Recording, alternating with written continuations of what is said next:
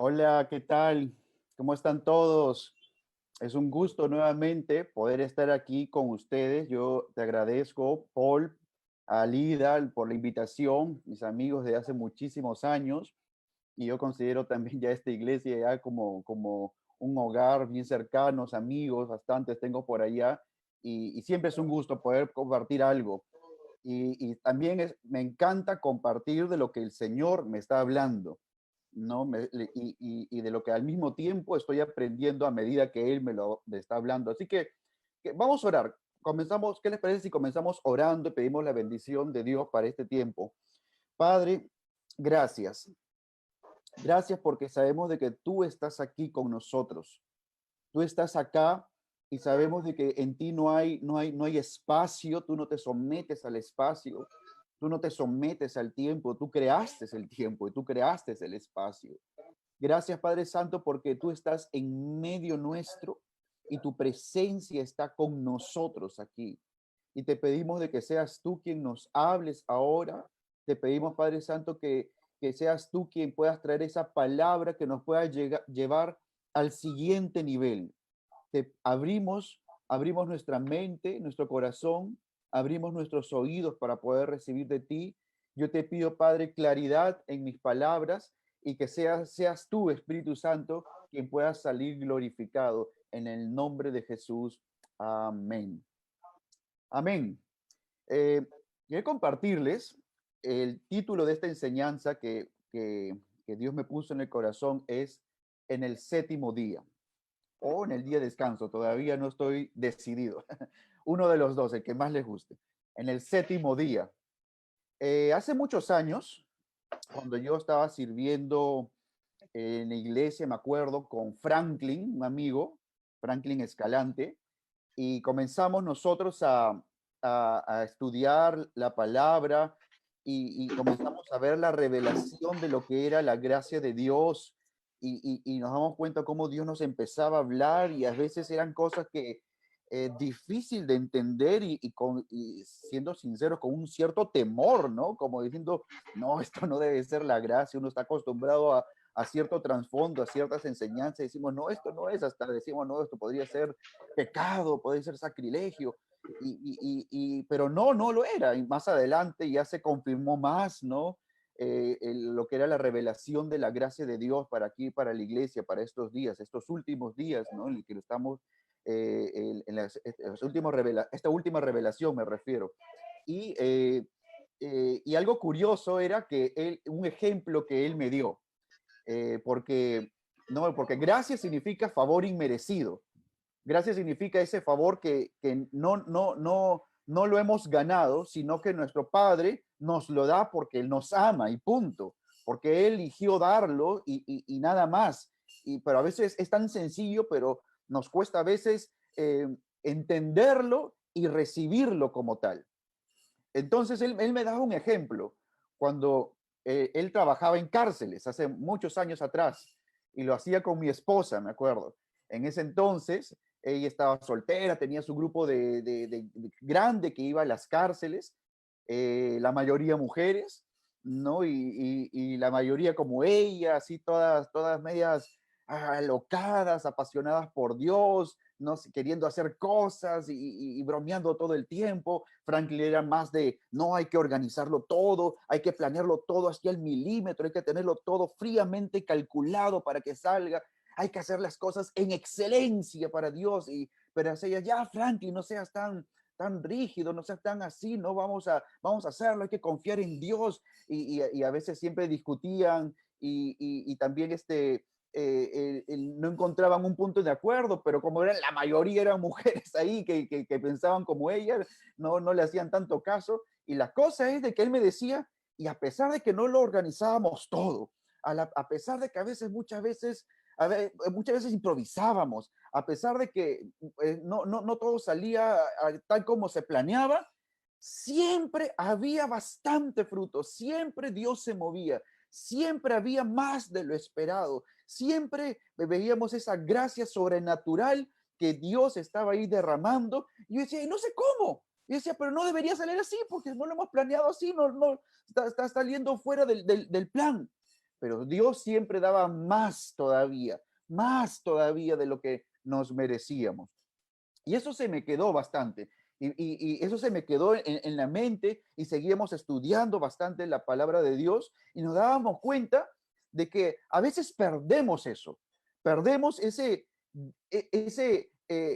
esperar, esa expectativa de que Dios obre más allá, de que Dios obre, que Dios nos dé lo que no nos merecemos, sino siempre nuestra expectativa está en esperar que Él nos dé según nuestro esfuerzo, según lo que hemos planeado, según lo que, en otras palabras, lo que nos merecemos. ¿Y cuánto daño nos hace eso? Porque sí, es importante planear, es importante trabajar, es importante coordinar y prepararse. Por supuesto que es importante, pero Dios, recuerda esto, quiere darte mucho más allá de lo que te mereces. Él quiere darte lo que no te mereces. Él quiere darte lo que Jesús se merece. Él quiere darte lo que Jesús ganó por ti. Entonces, vamos a ver algo que Dios he visto que me lo reveló y lo veo constantemente en diferentes partes de las Escrituras. Cuando nosotros salimos, cuando vemos en la Biblia, perdón, cuando el pueblo de Israel estaba en Egipto, ellos vivían en esclavitud. No tenían derechos, no hacían nada, vivían completamente esclavos, ¿no? Después vemos cómo Dios de Egipto los llevó al desierto. Y en el desierto es el mundo de cómo como podremos decir, vivir con las justas. Porque Dios se movía. Dios les daba el maná todos los días, no se morían de hambre, y Dios todos los días enviaba un viento fuerte que cuando ellos amanecían, ese viento habían traído codornices y esas codornices estaban todos ahí simplemente en el suelo para que ellos las cojan y cojan el maná y no morían de hambre. Dios los alimentaba y hacía durante 40 años. Pero ojo, no había abundancia, no había abundancia. Es decir, tenían lo necesario para no morir. Y ese era en el desierto. ¿No? Me acuerdo una enseñanza del pastor Robert que bastantes veces la había repetido en la iglesia, ¿no? Y tú te imaginas un niño en el desierto que diga, oye, mamá, ¿y qué va a ser de comida ahora? Ah, va a ser pan, porque el maná era pan con pájaro, pan con codorniz. Ah, ya qué rico. Y mañana, pan con pájaro. Y pasado mañana, pan con pájaro. Y la siguiente semana, pan con pájaro. Y el siguiente mes, pan con pájaro. Y así durante 40 años. No había abundancia. Me acuerdo cuando el pastor Robert decía, esa abundancia, si tú querías comer ají de gallina, si tú querías comer seco con frijoles, si tú querías comer lomo saltado, eso no había en el desierto, eso no estaba en la tierra prometida. Y si querías esas cosas, tenías que trabajar por ellas. Tenías que corretear la gallina para hacer el ají de gallina. Tenías que cultivar, empezar a hacer ganadería y empezar a comer del fruto de tu trabajo. En Josué capítulo 5 dice que cuando comenzaron a comer del fruto de la tierra, el maná dejó de descender. Es bueno buscar esos milagros de provisión, de esos milagros que vieron en el desierto, son buenos, sí, pero ¿sabe qué? Realmente no me gustaría depender de ellos. Yo quiero otro tipo de milagros. Quiero los milagros de la sobreabundancia. Y a veces nos conformamos con estar en el desierto cuando estamos con las justas. Y si necesitamos algo, oh, qué bueno que apareció este milagro de sanidad, qué bueno que apareció este milagro de provisión, pero estar constantemente dependiendo de eso no es lo óptimo. Dios no te quiere en ese nivel. Dios te quiere más allá, en la tierra prometida, porque Dios te ha dado habilidades, Dios te ha dado dones, talentos, y Dios quiere que los empieces a crecer, empieces a crecer en esos talentos que Él te ha dado y empieces a vivir en abundancia en esos talentos, ¿no? Y esa es la tierra prometida, donde comes del fruto de tu trabajo. Egipto era esclavitud, el desierto era el vivir con las justas, no preparaban nada, Dios se lo daba todo. En la tierra prometida comes del fruto de tu trabajo. Y ahí comienza la preparación. Eso es ese es el mundo donde ya comienzas a planear, a organizar, a desarrollar tus habilidades. Pero hay un nivel más allá. Yo pensé que ese era lo máximo. Yo pensé que ahí ya no había nada más. Pero me di cuenta que sí, existe un nivel superior todavía a ese, que se basa en la tierra prometida, en ese nivel de tierra prometida. Pero yo quiero animarte a ir a ese nuevo nivel. Y ese nivel yo lo llamo el séptimo día, el día de reposo, porque es en ese lugar donde tú no solamente comes del fruto de tu trabajo, sino donde tú comes del fruto del trabajo de Jesús, donde tú no solamente cosechas lo que siembras, sino que cuando tú siembras, cosechas al 30, al 60 y al 100 por uno. Que inclusive si lo haces mal, tienes abundancia, tienes abundancia. Inclusive, en otras palabras, si siembras en tiempos de sequía, como lo hizo Isaac, cosechas al 100 por uno. Inclusive que si estás en una situación adversa, todo cambia a favor para ti, inmerecidamente. No lo buscaste, simplemente estás en ese día de reposo, viviendo en ese nuevo nivel. En el día de reposo, me he dado cuenta de algo muy interesante. Existe sanidad. En la Biblia, en la Biblia, hay 4 personas que me he dado cuenta. Seguramente podría haber uno más, otro, 6 quizás que se me habrían pasado, pero 4 que he estudiado que 4 enfermos en los evangelios que no fueron a buscar a Jesús por sanidad, sino que Jesús fue a buscar a estas personas para sanarlos. Jesús sanó a cientos de miles de personas, cientos de miles, quizás millones, porque vemos versículos donde dice, donde él entró a una ciudad y lo sanó a todos, ¿no? Y no solamente eso, sino que se pasaban la voz de otras ciudades y que lo sanó a todos.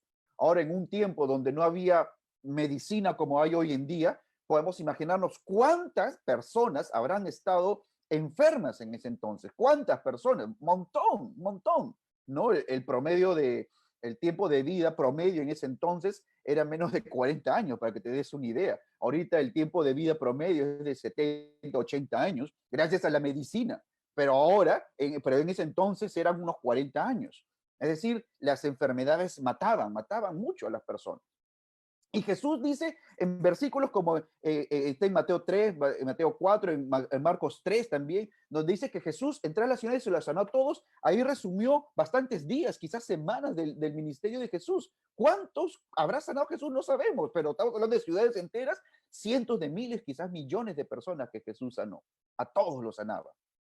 Pero el factor común de todas esas sanidades es de que cada uno de ellos buscaron a Jesús, tuvieron la iniciativa de pararse y buscar a Jesús. Jesús no fue por ellos, pero por ejemplo, en Juan capítulo 5 vemos al paralítico de Betesda.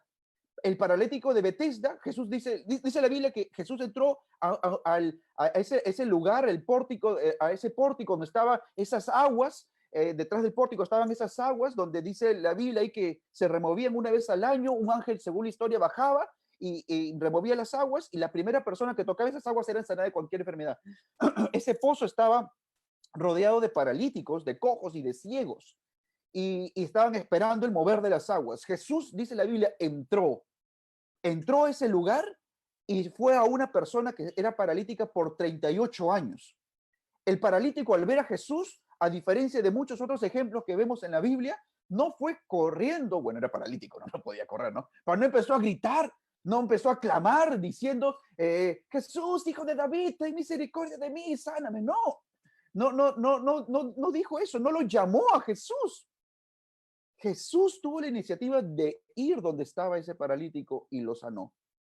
Lo mismo vemos como con la viuda en Lucas capítulo 13, donde dice que había una señora que 18 años había estado jorobada por un demonio que estaba en ella, que la hacía jorobarse, y dice que él tuvo misericordia de ella y fue, la tocó, la sanó. Ella no lo buscó, Jesús la buscó a ella. También estamos en el ejemplo en Marcos capítulo 3 del hombre de la mano seca. Jesús estaba predicando en una sinagoga y había un hombre que tenía la mano seca, ¿no? Y seguramente con un poco de vergüenza, por ahí que la ocultaba, por ahí para que nadie le vea, pero Jesús le dice, párate y extiende tu mano. Él no lo pidió. Él ni siquiera tenía la fe, dice que para ser sanado en ese momento, como Pablo reconoció un hombre que cuando Pablo estaba predicando, dice que lo vio y tenía que Pablo dice que reconoció en él por la mirada de ese hombre que tenía la fe para ser sanado. Ya no dice eso la Biblia con respecto al hombre de la mano seca. Jesús simplemente dice que lo vio, le dice, tú párate y extiende tu mano, y lo sanó. Iniciativa completa de Jesús.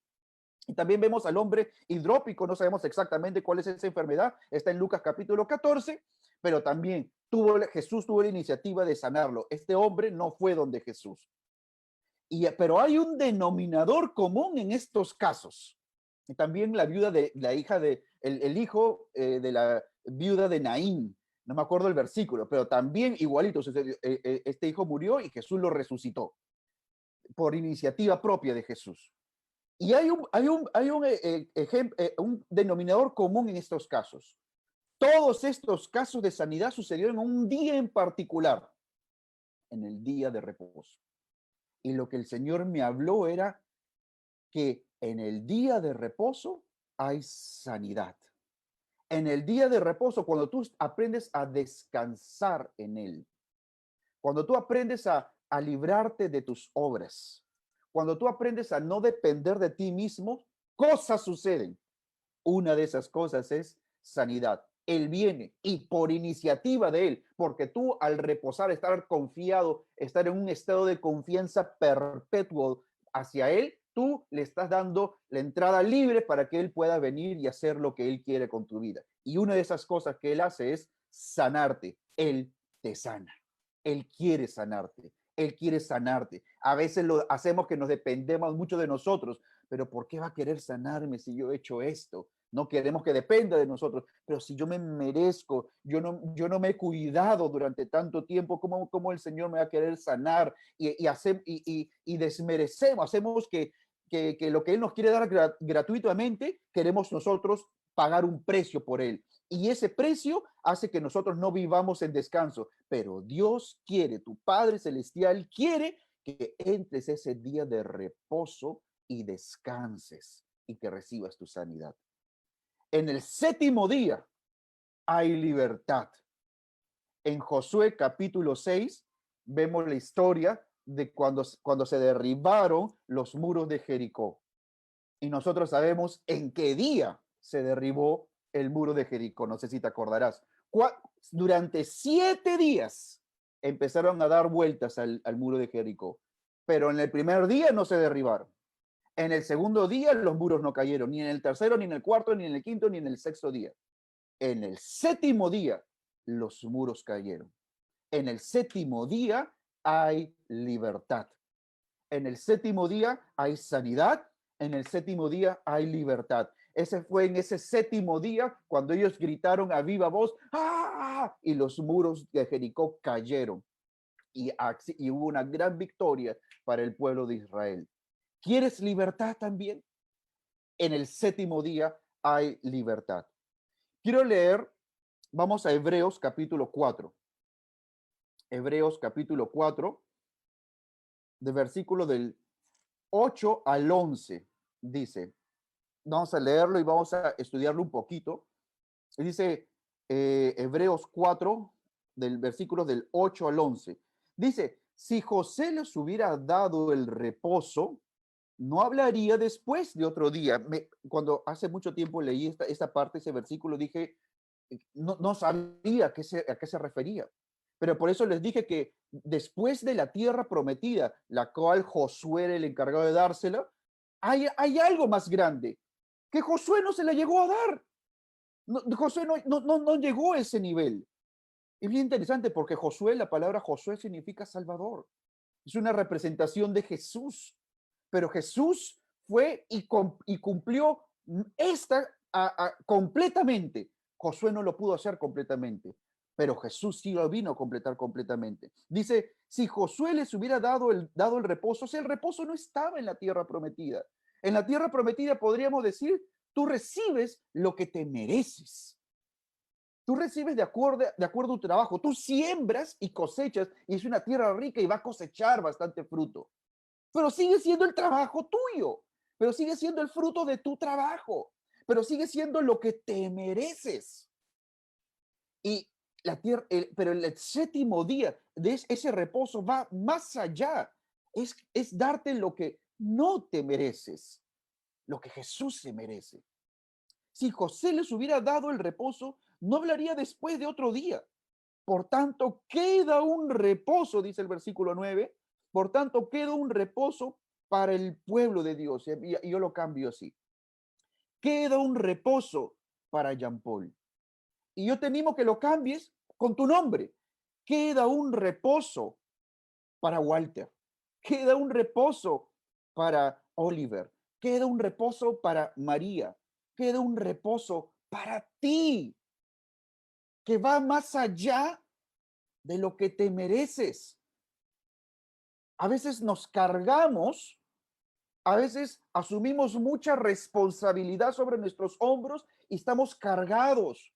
Pero Jesús dice, yo quiero darte descanso. Si te sientes cargado, trabajado y cargado, ven a mí que yo te quiero dar descanso. Descanso. La única exhortación que vemos en el Nuevo Testamento que se nos dice a nosotros como cristianos, como miembros de la iglesia, es esfuérzate en la gracia. Ahorita vamos a ver, procuremos, esfuérzate a entrar en ese reposo. ¿Qué tal contradicción, no? No te esfuerces en lo tuyo, esfuérzate en Jesús, en lo que Él ganó por ti. No te esfuerces en, en recibir lo que te mereces. Esfuérzate en descansar. Esfuérzate en descansar. Porque el que ha entrado en su reposo también ha reposado, dice el versículo 10, también ha reposado de sus obras, como Dios de las suyas. Procuremos, pues, entrar en aquel reposo para que ninguno caiga en semejante ejemplo de desobediencia. Procuremos, procura, esfuérzate vivir en ese día de reposo. ¿Y qué tal? Me encanta como lo dice ahí, para no caer en el ejemplo de desobediencia. En otras palabras, Dios te pide que obedezcas algo. ¿Qué? Que confíes en Él, que descanses en Él. No confiar en Él es estar desobedeciéndole. ¿Cuándo es ese día? Ese día lo dice el versículo 6 más arribita, dice, por tanto, puesto que falta que algunos entren en él y aquellos a quienes primero se les anunció la buena nueva no entraron por causa de la desobediencia, versículo 7, otra vez determina un día, hoy. Y cuando mañana te despiertes, lee este versículo nuevamente y puedes decir, hoy es mi día de reposo. Y pasado mañana, el martes, cuando te despiertes, di, hoy también es mi día de reposo. Y cada día es tu día de descansar en Él. En otras palabras, de confiar en Él, de confiar en Él. A veces vemos como el máximo rango ser, no sé, pues ser un apóstol, un profeta, un pastor, un super líder, una super persona así que ha desarrollado sus dones, ¿no? Pero lo que yo veo en la Biblia, lo que vemos en la Biblia, es de que Jesús dice que el reino de los cielos le pertenece a los niños.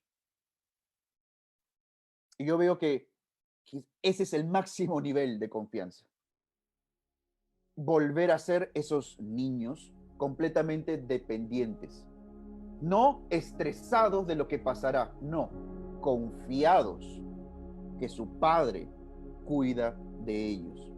En Salmo capítulo 2, versículo 7 dice, yo te he engendrado hoy, mi hijo eres tú, yo te he engendrado, y nuevamente la palabra, hoy.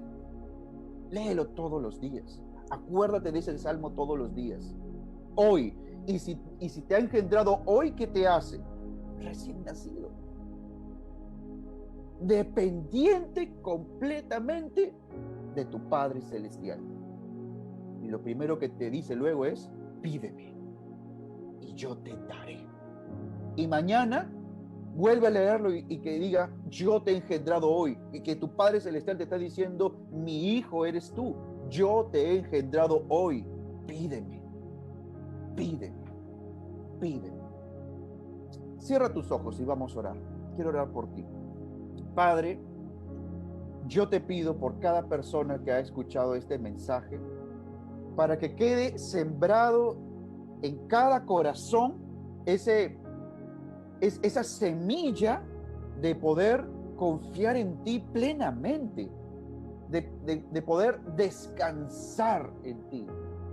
Así como Jesús en plena tormenta estaba dormido, así nosotros en toda circunstancia queremos estar descansados, dormidos, reposados. Queremos vivir en ese día de reposo. No queremos estar dependiendo completamente de que el éxito dependa de nosotros. No, no, no somos perfectos. Con lo que ya hemos hecho, oh Jesús, tú puedes hacer ya maravillas, pero esas maravillas no son inmerecidas. No importa cuánto tengamos, no importa si solamente son 5 peces y 2 pescados, no importa. En las manos de Jesús, eso es abundancia, eso es más que suficiente, pero eso es inmerecido. Solamente enséñanos a dártelo a ti, Jesús.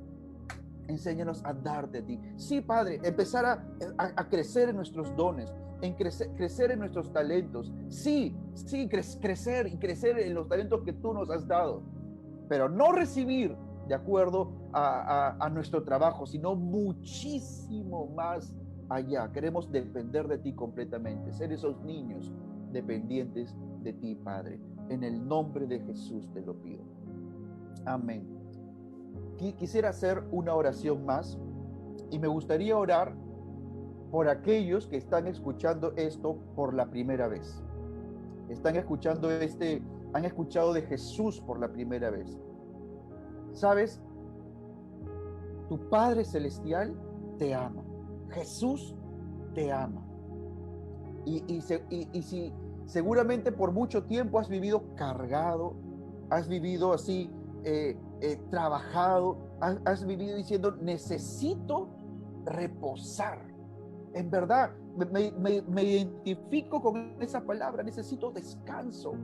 Tengo muchas fallas en mi vida, tengo muchos errores en mi vida. Necesito de verdad esa ayuda de Dios, pero no sé cómo hacerlo. No hay un método.